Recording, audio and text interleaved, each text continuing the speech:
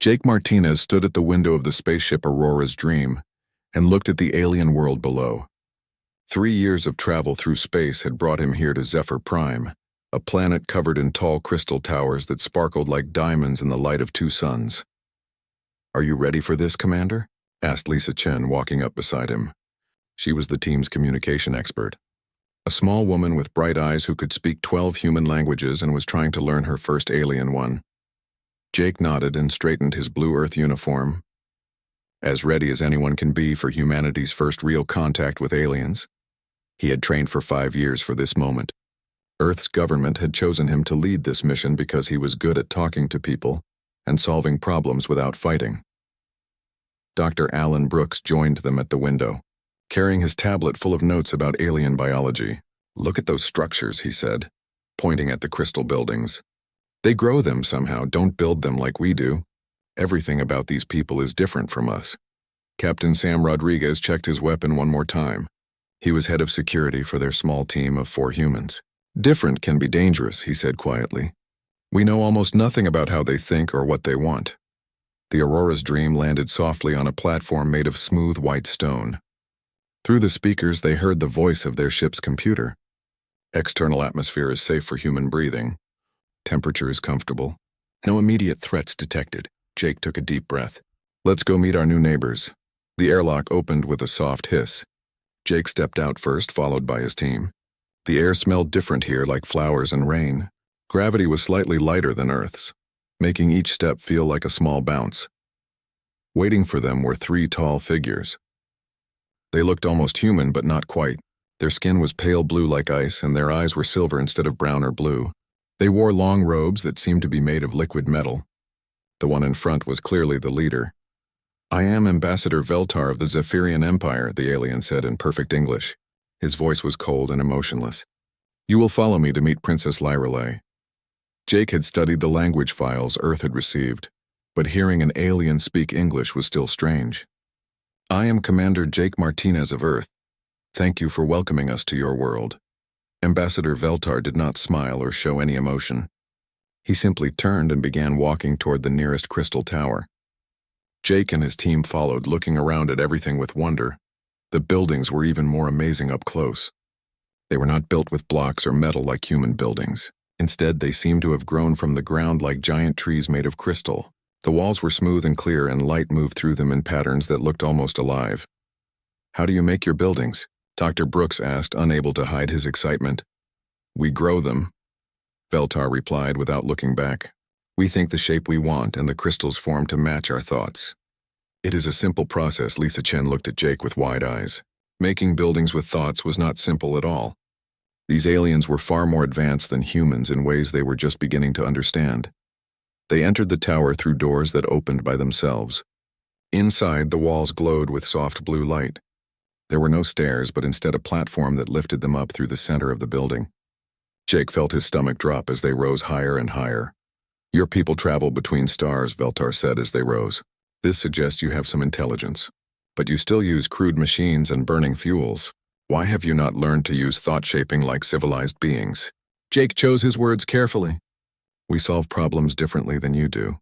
Humans are good at working together and adapting to new situations. Maybe we can learn from each other." Veltar made a sound that might have been laughter, but there was no warmth in it. "You are young as a species. Perhaps in a few thousand years you will develop beyond your current primitive state." The platform stopped at the top of the tower. The doors opened to reveal a room that took Jake's breath away. The walls were completely clear, giving a view of the entire city and the landscape beyond. In the center of the room sat a figure on a throne made of pure white crystal. Princess Lyrelei was the most beautiful being Jake had ever seen. Like the other Zephyrians, her skin was pale blue, but there was something different about her. Her silver eyes seemed warmer, more curious. Her long hair was white as snow and moved gently as if underwater. She wore a dress that looked like it was made of starlight. "Welcome, humans of Earth," she said, standing gracefully from her throne. Her voice was musical, unlike the cold tone of Ambassador Veltar. "I am Princess Lyrelei, heir to the Zephyrian throne. I have been very curious to meet your kind." Jake stepped forward and bowed slightly, the way Earth's diplomats had taught him. "Your Highness, I am Commander Jake Martinez. We are honored to be here and grateful for your welcome." Princess Lyrelei studied him with those strange silver eyes.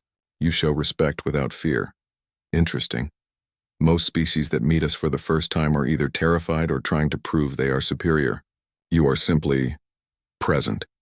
Tell me, Commander Martinez, what brings humans across the vast distances between stars? We came to learn, Jake replied honestly. To meet new friends and share knowledge. Earth has many different peoples, and we have learned that differences make us stronger when we work together. For the first time, Jake saw something like a smile touch the princess's lips. How strange. We Zephyrians value unity through similarity. Differences are seen as flaws to be corrected, yet you celebrate them. Dr. Brooks stepped forward excitedly. Your Highness, if I may ask, how long has your civilization existed? We have ruled this part of the galaxy for over 50,000 of your Earth years, she replied. We have seen many species rise and fall. Most destroy themselves through emotion and chaos. We survived by choosing logic over feeling, order over chaos. Jake felt a chill at her words. A civilization without emotion seemed impossible to him. How did they create art or music? How did they love or feel joy? Do your people ever celebrate? Have festivals or parties? Princess Lyrelei looked puzzled. Celebrate what? We mark important dates with ceremony, but there is no need for the loud, chaotic gatherings I have read about in your species' records. Emotion serves no logical purpose. Lisa Chen looked at Jake with concern. How could they build friendship with people who did not understand emotion? But Jake saw something in the princess's eyes when she mentioned reading about humans. There was curiosity there and maybe even longing. Your Highness, Jake said carefully, would you like to hear some human music? We brought recordings of songs from our world. Ambassador Veltar stepped forward quickly. The princess has no time for primitive noise-making. We must discuss the trade agreements and territorial boundaries. But Princess Lyrelei raised her hand and Veltar stopped speaking immediately. I would be interested to hear this music, Commander Martinez. I confess, your species fascinates me in ways I do not fully understand. Jake smiled and nodded to Lisa, who pulled out a small device. The room filled with the gentle sound of a human violin playing a soft, sad melody. Princess Lyrelei's eyes widened, and for a moment, Jake thought he saw something like wonder cross her face. As the music played, Jake realized this mission might be very different from what anyone on Earth had expected. 2 months had passed since the humans arrived on Zephyr Prime.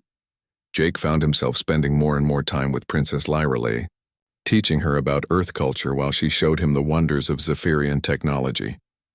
Today they sat in her private garden, a place where crystal trees grew flowers that sang in the wind. Jake had brought his tablet loaded with human poetry, art, and stories. The princess listened to everything with growing fascination. Read me another one, Princess Lyrelei said, pointing at the tablet. She had been asking him to read human love poems for the past week. At first, Jake thought she was just curious about the strange words, but now he wondered if there was something more. Jake scrolled through the files. This one is by a human named Shakespeare. He lived about 600 years ago. He cleared his throat and read, Shall I compare thee to a summer's day? Thou art more lovely and more temperate. Princess Lyrelei closed her silver eyes and listened. When Jake finished, she was quiet for a long time. This human Shakespeare. He wrote these words for someone he loved? Yes, Jake replied. Humans write poems and songs for people who are special to them. It's how we express feelings that are too big for regular words. Feelings, she repeated slowly. Your people seem to think feelings are the most important thing in life. But feelings change. They are not logical or reliable. How can you base a whole civilization on something so uncertain? Jake thought about how to explain. Princess, feelings might change, but they also help us care about each other. When humans love someone, we protect them. When we feel sad about others' pain, we help them. Feelings make us want to be better people. Princess Lyrelei opened her eyes and looked at him. Among my people, partnerships are arranged for genetic compatibility and political advantage. 2 Zephyrians are matched by computers that calculate the best possible offspring and social benefits. Love, as you call it, is considered a dangerous weakness. Don't you ever wonder what it would feel like? Jake asked gently. To choose someone because your heart tells you to, not because a computer does. Something flickered in her silver eyes. Sometimes I watch the recordings you have shown me of human couples, the way they look at each other. There is something there that we do not have, something that seems to make them stronger, not weaker. Before Jake could respond, Ambassador Veltar appeared in the garden doorway. His face was even colder than usual. "Princess, the council wishes to speak with you immediately." Princess Lyrelei stood gracefully. "I will be there shortly. Now, Princess, they are concerned about the amount of time you spend with the human." Jake felt a chill run down his spine. He had worried this might happen. Princess Lyrelei's interest in human culture was making the Zephyrian leaders nervous. "Very well," she said.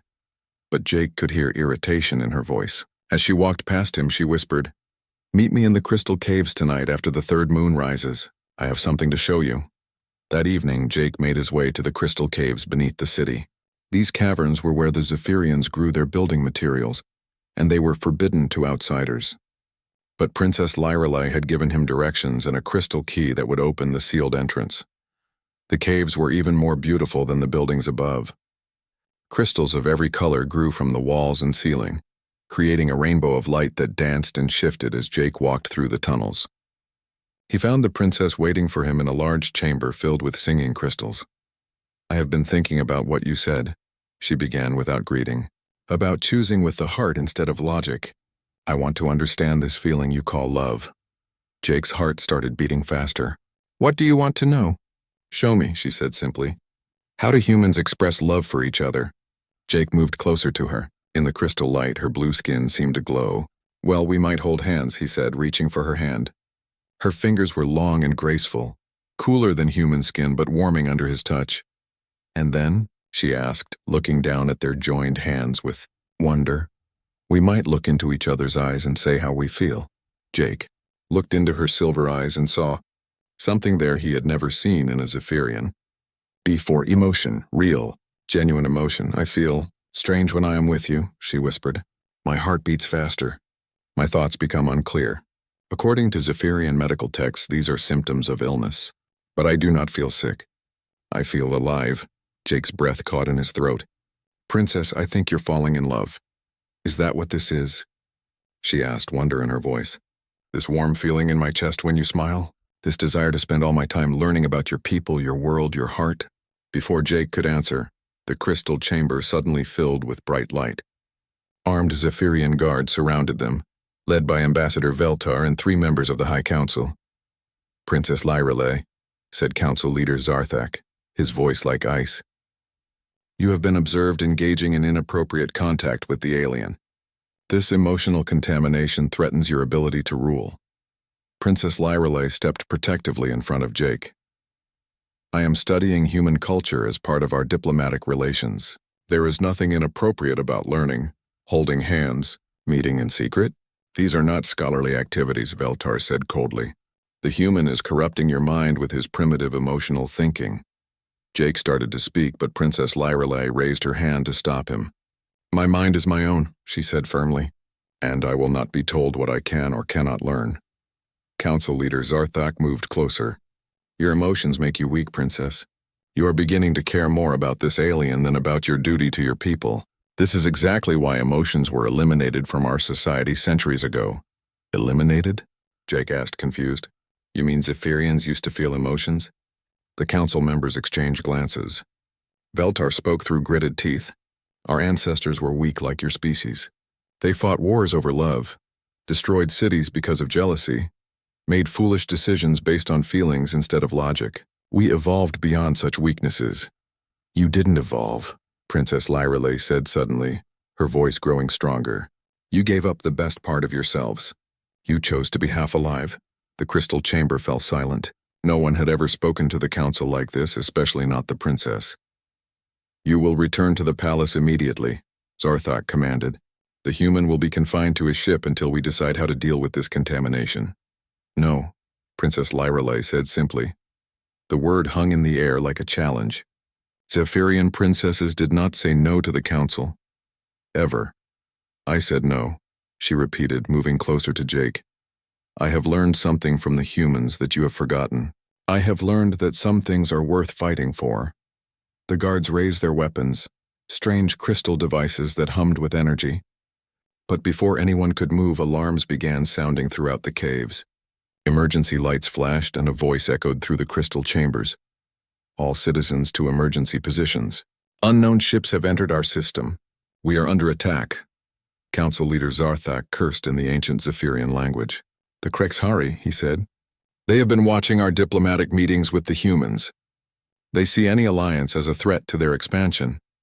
Jake knew about the Krexhari from Earth's intelligence reports. They were a warlike species that destroyed or enslaved any civilization they encountered. If they were attacking Zephyr Prime, both humans and Zephyrians were in terrible danger. We must work together, Jake said urgently. Human ships are fast and our pilots are creative fighters. Zephyrian technology is advanced. Together we might have a chance. Work with emotional primitive humans? Veltar laughed coldly. We would rather die with honor than live with contamination. But Princess Lyrelai stepped forward, her silver eyes blazing with newfound determination. Then you are fools, she said. And I will no longer follow fools.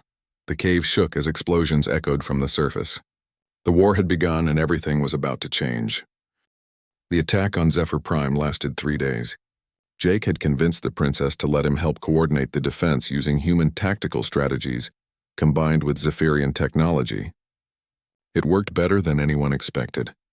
The Krexhari ships were forced to retreat, but everyone knew they would return with more ships.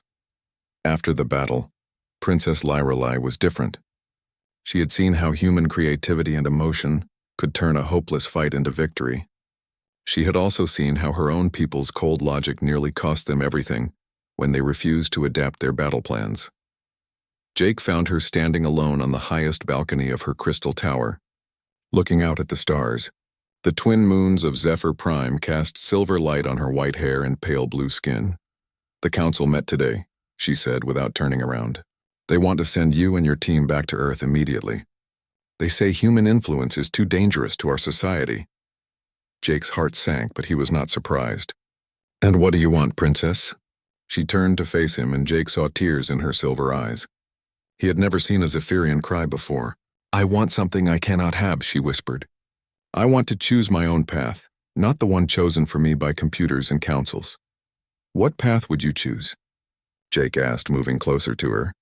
I would choose to learn more about this thing called love. I would choose to feel emotions instead of hiding from them. I would choose... She paused, looking directly into his eyes. I would choose you. Jake felt his heart stop and start again. Over the past months, he had fallen in love with this amazing woman, who was learning to be human while remaining beautifully alien. But he had never dared hope she might feel the same way. Princess, he began, but she held up her hand. Please call me Lyrelai. When I am with you, I do not want to be a princess. I want to be just me. Jake reached into his jacket pocket and felt the small box he had been carrying for weeks. Inside was his grandmother's engagement ring, a simple diamond ring that had been in his family for generations. He had brought it from Earth not planning to use it, but hoping somehow that he might find the right person among the stars. Lyrelai, he said, pulling out the box. His hands were shaking. There's something I need to tell you. Something I've been feeling for months but was afraid to say. She looked at the small box with curiosity. What is that? On Earth, when a human loves someone and wants to spend their life with that person, they give them a ring and ask a very important question. Jake opened the box, revealing the simple diamond ring. It looked very small and plain compared to the elaborate crystal jewelry worn by Zephyrians. Lyrelai gasped and took a step back. Jake, what are you doing? Jake dropped to one knee the way humans had done for centuries. Princess Lyrelai of the Zephyrian Empire, I love you more than I thought it was possible to love anyone. You have shown me that connection between people can cross any distance, even the distance between different species. Will you wed me? He held out the ring, his heart pounding so hard he was sure she could hear it. Lyrelai stared at him for a long moment, her silver eyes wide with shock. You want to marry me? But I am not human. My people would never accept it. Your people would think you had lost your mind. I don't care what anyone else thinks, Jake said, still kneeling. I care about you. I care about the way you laugh when you hear human music. I care about how you ask 1,000 questions about everything, because you want to understand. I care about your courage when you stood up to the council. I love you, Lyrelai, exactly as you are. Tears were streaming down her face now. Jake, I feel the same way. But marriage between our species has never happened before. We don't even know if it's possible. Then we'll figure it out together, Jake said. That's what humans do. We try impossible things because we believe love can overcome anything. Lyrelay was quiet for a long time, looking at the ring and then at Jake's face. When she finally spoke, her voice was filled with wonder. I have studied your human customs extensively, Jake Martinez. Among my people, such partnerships require the consent of both bloodlines and serve only strategic purposes. Marriage is a contract signed by computers after calculating genetic compatibility and political benefit. She knelt down in front of him, taking his hands in hers. But you offer something my race has forgotten. You offer your heart without condition, expecting nothing but love in return. You do not ask what advantages this marriage would bring to your family or your planet. You do not care if our children would be genetically optimal. You simply ask if I will share my life with you because you cannot imagine living without me. Jake felt tears in his own eyes now. Yes, that's exactly what I'm asking. Lyrelay smiled, and it was the most beautiful thing Jake had ever seen. This is why humans will always be the stronger species, she said softly. You have the courage to love without logic, to choose with your hearts instead of your computers. You believe in things that cannot be measured or calculated, and somehow impossibly those things turn out to be the most important things in the universe. She held out her hand. Yes, Jake Martinez of Earth, I will wed you. With trembling hands, Jake slipped the simple diamond ring onto her finger. It looked strange against her blue skin, but somehow it also looked perfect, as if it had always belonged there. Lyrelay looked at the ring with wonder. It's so small and simple compared to our crystal ornaments, but it feels powerful, like it carries the weight of your entire heart. It belonged to my grandmother, Jake said. She wore it for 60 years through wars and peace, good times and bad. She said it reminded her every day that love was stronger than anything else in the universe. Your grandmother was very wise, Lyrelay said. Then she leaned forward and kissed him. It was the first kiss ever shared between a human and a Zephyrian. It was soft and warm and filled with hope for a future that neither of their species had ever imagined. When they broke apart, Lyrelay was smiling through her tears. Jake, what happens now? When the council finds out about this, they will exile me. When your government learns what you have done, they might recall you in disgrace. Jake stood up and helped her to her feet. Then we'll face it together. Human couples make promises to each other. For better or worse, in good times and bad, in sickness and health. That means we don't give up when things get difficult. Even if the whole galaxy thinks we're crazy. Especially then, Jake said, pulling her close. Sometimes the most important things look crazy to everyone else. But that doesn't make them wrong. Lyrelay looked down at the ring on her finger again. I need to tell you something, Jake. In Zephyrian culture, when someone accepts a marriage proposal, they must give something in return. A symbol of their own commitment. She reached up and took off a small crystal pendant that hung around her neck. It was clear as water but seemed to contain tiny stars that moved and danced inside it. This is a heart crystal, she explained. It was grown around a piece of my own DNA when I was born. No other Zephyrian can touch it without causing me pain. But if someone I truly love wears it, it will connect our life forces together. We will always be able to find each other no matter how far apart we are. She fastened the chain around Jake's neck. The moment the crystal touched his skin, he felt a warm, tingling sensation. And suddenly he could sense Lyrelay's emotions as if they were his own. Her love, her hope, her determination, and yes, her fear too. Now we are truly connected, she whispered, in both human and Zephyrian tradition. As they stood together on the balcony under the alien stars, holding each other close, Jake knew that their real journey was just beginning. They had found love across the vastness of space, but now they would have to fight for it. In the distance, communication signals flashed between the crystal towers. Soon everyone would know what they had done, and then the real test would begin. The news of the engagement spread through both civilizations like wildfire. Jake woke up to find his communicator buzzing with dozens of urgent messages from Earth Command.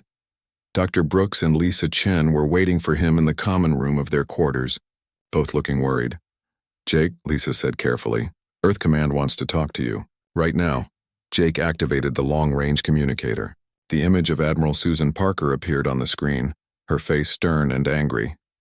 Commander Martinez, she said coldly, please tell me the reports we're receiving are some kind of misunderstanding. Did you really propose marriage to an alien princess? Yes, ma'am, I did, Jake replied calmly. The Admiral's face turned red. Have you lost your mind? Do you understand what you've done? This is a diplomatic disaster. You were sent there to establish trade relations, not to start an interspecies romance. With respect, Admiral, I was sent to build relationships with the Zephyrians. I've done that. This is not what we meant, and you know it. Admiral Parker shouted. You've compromised the entire mission. The President is furious. Congress is calling for your immediate court-martial. Get back to your ship and return to Earth immediately. No, ma'am, Jake said quietly. The word hung in the air. Dr. Brooks and Lisa Chen stared at Jake in shock. No one said no to Admiral Parker, excuse me? The Admiral said, her voice dangerously low. I said no, Admiral. I'm not coming back.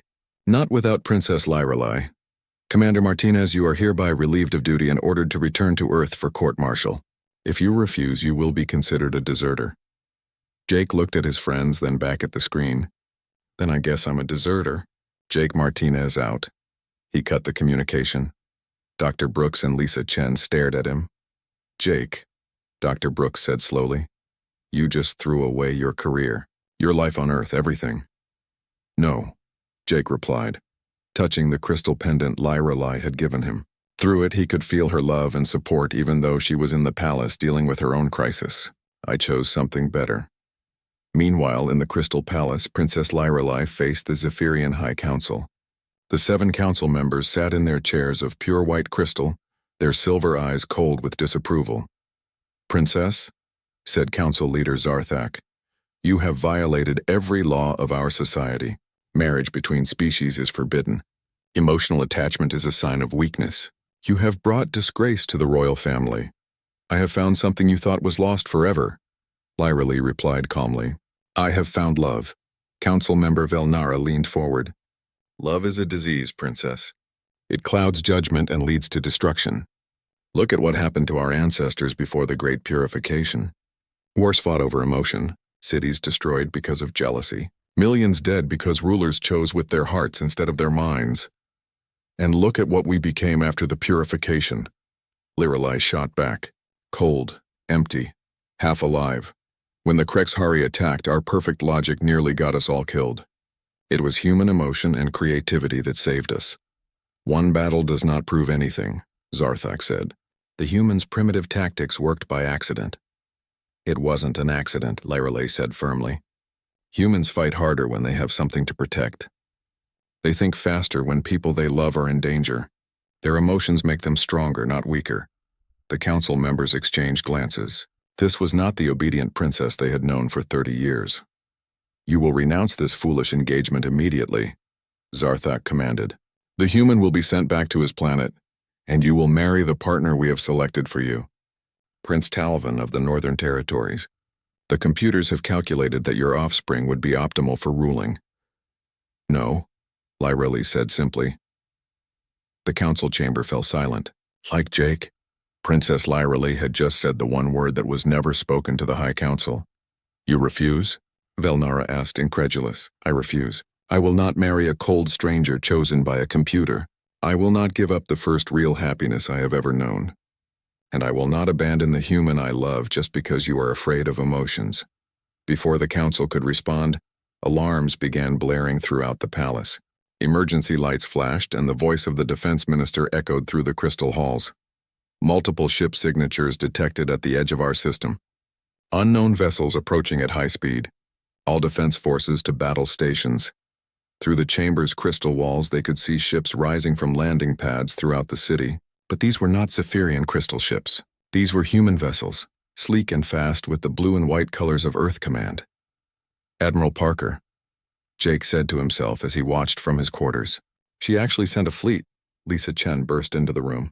Jake, you need to see this. We're picking up communications between the human fleet and someone else. Someone big. On the communication screen, they saw a sight that made Jake's blood run cold. Behind the small Earth fleet, massive dark ships were dropping out of hyperspace. Ships the size of cities bristling with weapons. The Krexhari had returned, and this time they had brought their entire war fleet. The defense minister's voice filled the air again. This is a message to all citizens. We are facing a combined human and Krexhari invasion force. All military units prepare for final defense of the homeworld. They think Earth is working with the Krexhari, Dr. Brooks said, horrified. Jake was already running for the door. I have to get to the palace. This is all my fault. My engagement has made them think humans can't be trusted.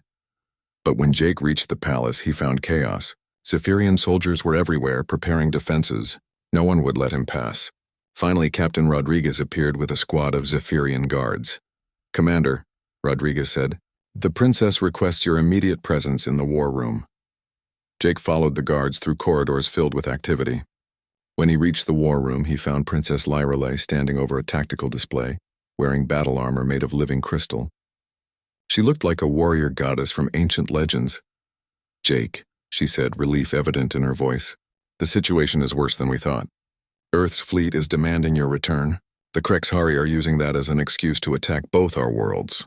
They're telling the galaxy that humans and Zephyrians are planning an alliance that threatens everyone.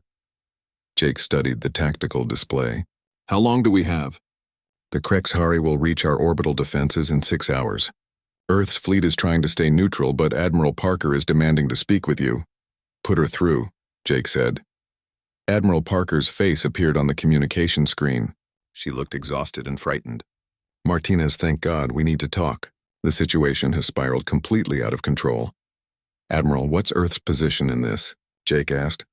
We came to get you home before you caused more trouble, she admitted. But the Krexhari followed us. They're claiming that your engagement to the alien princess is proof that humans and Zephyrians are planning to conquer the galaxy together. Every species in this sector is terrified. Princess Lyrelei stepped into view of the screen. Admiral Parker, I am Princess Lyrelei. I believe we need to work together to survive this. Admiral Parker stared at the beautiful alien woman. You're the princess, the one who's got my best commander acting like a lovesick fool. I am the one who loves your best commander, Lyrelei corrected gently, and right now that love might be the only thing that can save both our worlds. The Admiral looked confused. What do you mean? Jake moved closer to Lyrelei, taking her hand. Through their connected crystals, he could feel her plan forming. Admiral, what if the Krexhari are right? What if humans and Zephyrians did form an alliance? That's impossible. Our governments would never agree to that. Not our governments, Lyrelei said softly. Our people. Jake has taught me something important about humans. When you fight for love, for family, for things you believe in, you become unstoppable. Through the palace windows, they could see the dark shapes of Krexhari ships growing larger in the sky. Time was running out. What are you proposing? Admiral Parker asked. Jake looked at Lyrelei, then back at the screen. A wedding, Admiral. The first marriage between a human and a Zephyrian. Broadcast to the entire galaxy. Show everyone that our species can choose cooperation over conflict, love over fear. You want to get married in the middle of a war? The Admiral asked incredulously. We want to get married because of the war, Lyrelei said, to show that some things are stronger than weapons or fear, to prove that the future belongs to those who choose to build instead of destroy. The first explosions lit up the sky as Krexhari scouts engaged the orbital defenses. The battle for two worlds was about to begin. The wedding ceremony took place in the Crystal Cathedral at the heart of Zephyr Prime's capital city. Outside, explosions lit up the sky as human and Zephyrian ships fought desperately against the massive Krexhari fleet. Inside, something that had never happened before in galactic history was about to take place. Jake stood at the altar wearing his formal Earth uniform, modified with crystal decorations that Lyrelei had personally grown for him. His hands shook slightly as he watched her walk down the aisle. She wore a dress that seemed to be made of liquid starlight, flowing and changing color with each step. On her head was the ancient crown of her people, but around her neck she wore a simple chain holding Jake's grandmother's wedding ring alongside her own heart crystal. Lisa Chen stood as maid of honor, tears streaming down her face. Dr. Brooks walked Princess Lyrelei down the aisle since her father, the Emperor, had refused to attend. Captain Rodriguez and several Zephyrian nobles served as witnesses, though many of them looked uncomfortable with the entire situation. We are gathered here today, began the officiant, an elderly Zephyrian priest who had agreed to perform the ceremony, to witness something unprecedented in the history of two worlds. The joining of not just two hearts, but two species in the bonds of marriage. The ceremony was being broadcast live to every planet in the sector. On Earth, billions of humans watched in amazement. On Zephyr Prime, even those who disapproved could not look away. Throughout the galaxy, other species watched with fascination and fear. Princess Lyrelai, the priest continued, "Do you take this human Jake Martinez to be your husband, knowing that this choice defies the traditions of your people and the expectations of the galaxy?" Lyrelai looked into Jake's eyes, and through their crystal connection he felt her absolute certainty. "I do," she said clearly. "I choose love over tradition, hope over fear, and unity over division." "Jake Martinez," the priest said, "do you take this Zephyrian princess to be your wife, knowing that this choice may make you an exile from your own species?" Jake smiled, remembering Admiral Parker's final words before the ceremony. She had told him that while Earth Command officially disapproved, secretly they were proud of him for choosing love over politics. "I do," he said firmly. "I choose her over everything else in the universe." As they exchanged rings, the crystal cathedral filled with an otherworldly harmony. The Zephyrian singing crystals responded to the emotions in the room, creating music that no one had ever heard before. It was the sound of two hearts becoming one, of two species learning that they were not so different after all. But the moment was interrupted by urgent alarms. Commander Torres of the Earth Fleet's voice echoed through the cathedral's communication system. "All units, the Krexhari are breaking through our defensive lines. Repeat, they are breaking through. All civilian areas prepare for bombardment." Through the crystal walls they could see the dark shapes of enemy ships descending toward the city. The wedding guests looked around in panic, but Jake and Lyrelai remained calm. "Continue the ceremony," Lyrelai said to the priest. "Princess, we should evacuate," Dr. Brooks urged. "No," Jake said, taking Lyrelai's hand. "We finish this. Right here. Right now." The priest, inspired by their courage, raised his voice above the sounds of battle. "By the power granted to me by the ancient laws of Zephyr Prime and in the presence of these witnesses, I now pronounce you husband and wife. You may kiss your bride." As Jake and Lyrelai kissed, something amazing happened. The heart crystal around Jake's neck began to glow brighter than ever before. The light spread through the cathedral, and every crystal in the building began to resonate with the same frequency. The harmony grew louder and more beautiful, and suddenly it was being broadcast with the wedding signal to every corner of the galaxy. On distant worlds, beings who had never heard Zephyrian crystal music before stopped what they were doing to listen. The harmony spoke of love that transcended all boundaries, of hope that could overcome any darkness, of the possibility that enemies could become friends. But more importantly, the music was having an effect on the battle itself. Human pilots reported that the sound filled them with renewed strength and determination. Zephyrian ship crews found themselves fighting with a passion they had never experienced before. For the first time in their history, they were fighting not just with logic but with their hearts. Admiral Parker's voice came through the communication system. "All Earth vessels, this is Admiral Parker. I'm looking at something I never thought I'd see. Zephyrian ships are protecting our wounded vessels. Their pilots are taking hits meant for us. Whatever's happening down there at that wedding, it's changing everything." The change was even more dramatic among the Zephyrians themselves. Throughout the Crystal City, citizens who had lived their entire lives without strong emotions suddenly found themselves feeling things they had no names for. They felt protective of the humans fighting alongside them. They felt proud of their princess who had chosen love over duty. They felt angry at the Krexhari for trying to destroy something beautiful. Council leader Zarthak appeared in the cathedral, his usual cold composure cracked. "Princess, something is happening to our people. The crystal harmony from your ceremony is affecting the entire population. Citizens are reporting emotional responses we have not seen in centuries." "Is that a bad thing?" Lyrelai asked, still holding Jake's hand. I do not know," Zarthak admitted. "But our military effectiveness has increased by 300%. Our ships are fighting with creativity and passion that matches human tactics. And for the first time in my life, I understand why you chose love over logic." Through the cathedral's communication array, messages were pouring in from across the galaxy. Species that had been neutral or even hostile were offering to help defend Earth and Zephyr Prime. The wedding had shown them that cooperation was possible, that love could bridge any gap. "Jake," Admiral Parker's voice came through urgently. "We're getting reports that the Krexhari fleet is withdrawing. Their commanders are saying they underestimated the strength of the human-Zephyrian bond. They thought our alliance would make us weaker, but it's making us stronger than either species could be alone." Jake pulled Lyrelei close, feeling through their crystal connection not just her emotions, but somehow the emotions of every being watching their wedding across the galaxy. Hope. Joy. The belief that the future could be better than the past. My husband, Lyrelei said softly, and Jake felt his heart skip at the word. Do you know what you have done? What we have done, Jake corrected. We've shown the galaxy that love is not a weakness. It's the greatest strength there is. Dr. Brooks approached them, his tablet in hand. Jake, Lyrelei, you need to see this. We're receiving marriage proposals. Not just humans wanting to marry Zephyrians, but dozens of different species asking for cultural exchange programs. Everyone wants to learn about this thing you've demonstrated? Lisa Chen was crying and laughing at the same time. The president of Earth just sent a message. She's officially recognizing your marriage and appointing you both as the first interspecies ambassadors. You're going to help other worlds learn to work together. Princess Lyrelei looked at the crystal crown in her hands. During the ceremony, she had removed it and set it aside. I think I will not be needing this anymore, she said. I would rather be Ambassador Lyrelei Martinez than Princess Lyrelei of a dying empire. Ambassador Martinez, Jake said, testing the words. I like the sound of that. As they walked out of the cathedral together, hand in hand, they saw something that would have been impossible just hours before.